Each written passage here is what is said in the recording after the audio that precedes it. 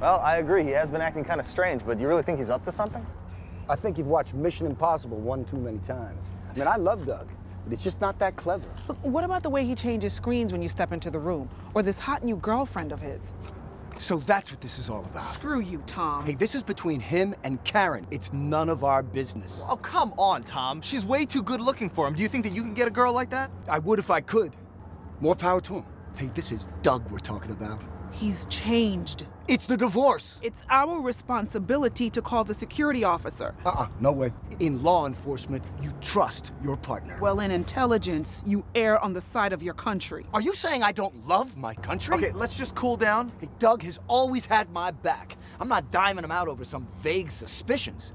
I mean, you got a problem with some of the things that he's been doing? Great. Be up front with him. We owe him that much at least. But that's not the way we handle it in our world. And you know that. Maybe it was a mistake. It's no mistake. I'm Special Agent McClane. This is Special Agent Kim. We're with WFO and we'd like to talk to each of you. Is now a good time? Sure. I see you spent 15 years chasing fugitives. You must have found it pretty dull sitting behind a desk here. Until today. Would you characterize your relationship with Collins as friendly? Yes. We were friends.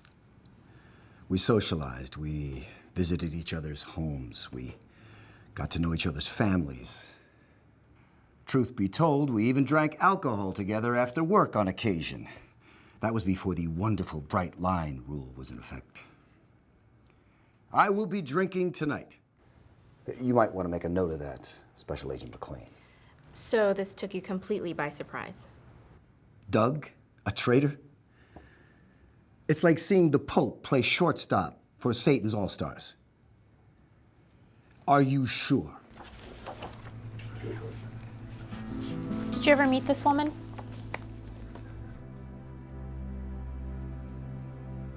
No. I saw her picture once on one of those social networking sites.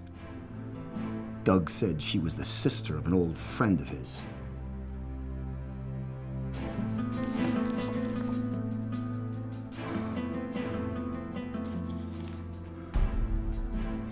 They were in love. Beautiful young woman, vulnerable middle-aged man.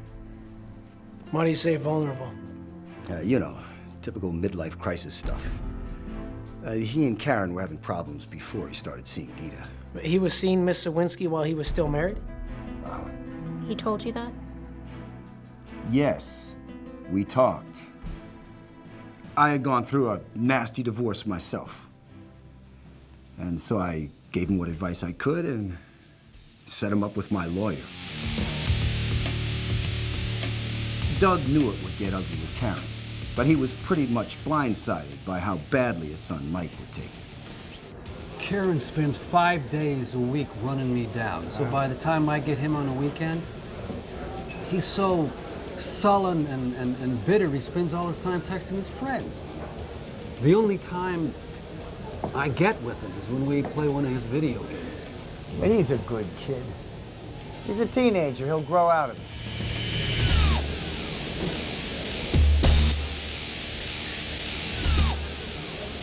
It took a toll on him. Would you describe him as troubled? Well, what guy going through a divorce isn't? I mean, first you think you're free, and then you discover that nothing is free. In fact, everything is more expensive because now you're paying for 2 households. And Doug was hard hit. Karen wasn't working back then, and that alimony that he was paying in the beginning, whew. Doug and I used to go to lunch together almost every day. And then he started brown bagging it for a couple of months. Then things went back to normal? Well, maybe a bit better than normal. Hey, thanks a lot, buddy. Give me that thing. What are you doing with that? I got this. Hey, it's a little early in the season for you to start faking the holiday spirit. Shut up. Times are good. Merry Christmas. Well, thank you. I got New Year's. Now, John, did I tell you about that boat that I was gonna buy? I'm not gonna buy it.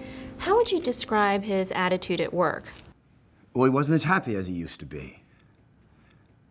He felt that the administration was ignoring our warnings on Iran, and that if we didn't act now, or let the Israelis do it, they'd get the bomb. Did he ever share information that perhaps he shouldn't have with you?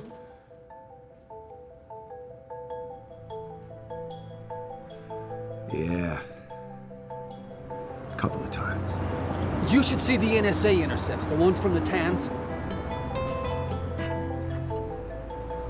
They are doubling their enrichment capacity every 6 months. They're gonna have a bomb by the end of the year. Doug. And we are not prepared to meet that threat.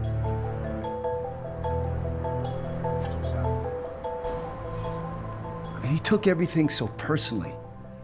He'd get so angry that he'd go into the vault just to make a point. But what I really couldn't believe was some of the stuff he would put on social network pages he had. Nothing classified, nothing specific, no names or anything.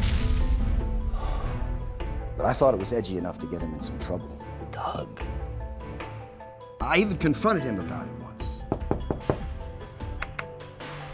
Hey, man, I was just at your face page. You gotta watch what you're saying on there. Yeah. I know, I'm just letting off a little steam. But, But what? what just occurred to me, the number of times he would change his screen as I would walk into his office. And that didn't strike you as suspicious? Well, you don't dime a guy out for changing his computer screen. I mean, geez, if you knew how many times I found myself doing the same thing that first year I was divorced, I must have spent 3 hours a day on Match.com. You do know this is on the record? What are you gonna do? Fire me? Good.